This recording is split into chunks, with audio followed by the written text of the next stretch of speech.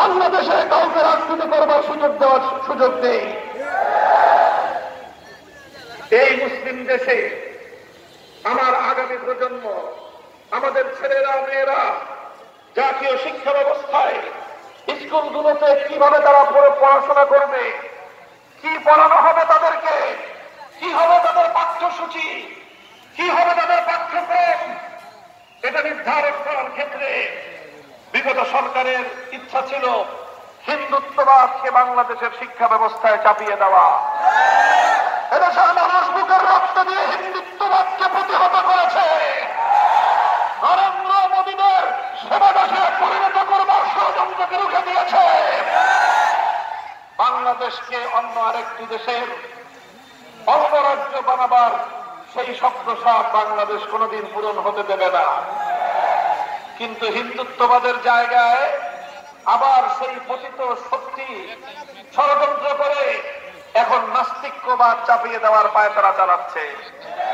আমরা বলতে চাই, আমার দেশের সন্তানেরা হিন্দুত্ববাদে দীক্ষিত হবে না, নাস্তিক্যবাদে এখানে সুযোগ পাবে না। অন্তর্বর্তীকালীন সরকারের কাছে সবিনয় অনুরোধ করব, নাস্তিক্যবাদ সহ পশ্চিমা অসভ্যতা, পশ্চিমা নগ্নতাকে বাংলাদেশে আমদানি করবার যে পায়তারা চালাচ্ছে, সেটাকে যদি আপনারা প্রশ্রয় দেন তাহলে আপনাদেরকে যে আমরা সহযোগিতা করে যাচ্ছি এই ধারা আমরাও অব্যাহত রাখতে পারবো না।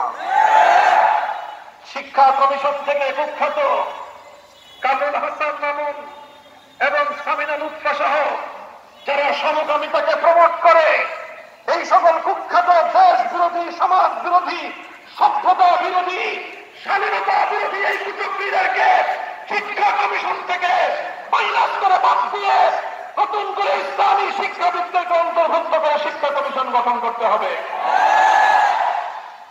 বাংলাদেশে ম্যারিটাল রেপ নামে, বৈবাহিক ধর্ষণ নামে প্রত্যেকটা ঘরে ঘরে স্বামী স্ত্রীর মধ্যে দাম্পত্য কলহের আগুন জ্বালবার চেষ্টা চালাচ্ছেন আপনারা।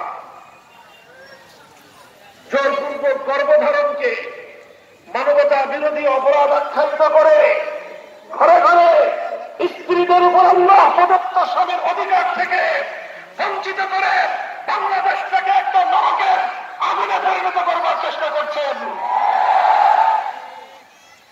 আর ট্রান্সজেন্ডার নামে সমকামিতাকে বাংলাদেশের শিক্ষা ব্যবস্থায় সুযোগ করে দিয়ে আমাদের আগামী প্রজন্মকে সমকামী ভবিষ্যৎ প্রজন্ম হিসেবে গড়ে তুলবার যে স্বপ্নসাপ, এদেশের আলেম সমাজ বেঁচে থাকতে সেই স্বপ্নসাপ পূরণ হবে না ইনশাআল্লাহ।